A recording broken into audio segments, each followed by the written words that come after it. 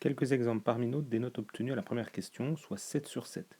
Ce qui montre bien qu'en ayant bien en tête les Quizlets, cela permet d'avoir de bons résultats. Une remarque à partir de la question 2, lisez bien les consignes, puisque ici il était demandé de rédiger un thème vu par un angle de la GGSP, et plusieurs d'entre vous ont rédigé selon 2, 3, voire même 4 angles.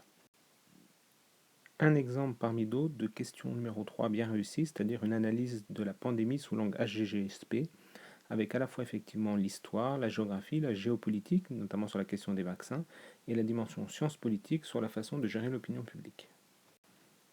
Sur la question 4, c'est-à-dire la question sur les documents, attention, ne pas recopier les chiffres les uns à la suite des autres, mais ici 3 remarques à faire apparaître: l'augmentation du nombre de pays qui participent, l'augmentation du nombre de femmes, mais en le liant bien à l'évolution des sociétés, et puis une idée qui n'a quasiment jamais été abordée, montrer que les organisateurs étaient des pays développés et de plus en plus des pays émergents.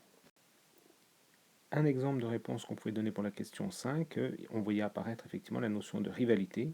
Alors vous l'expliquez en quelques lignes, à savoir que les deux pays donc revendiquent le même territoire. On peut également accepter la notion de géopolitique. Et un point bonus gagné, comme on le voit ici avec la question sur Citroën, donc qui est clairement rédigée.